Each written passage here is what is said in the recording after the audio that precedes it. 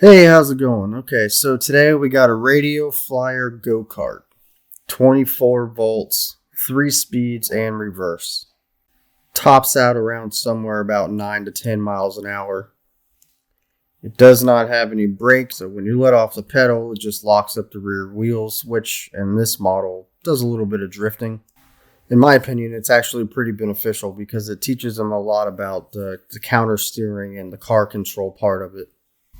So we've owned this one for 3 years now, which you can kind of tell by looking at it because you can see the front end's a little bent, the pedal's bent, the rear end is kind of scraped up, the tires are pretty chewed up, but it still runs great and they ride it all the time.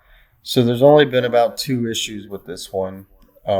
There's a problem with the gearbox on the motor where the screws will back out and it will miss.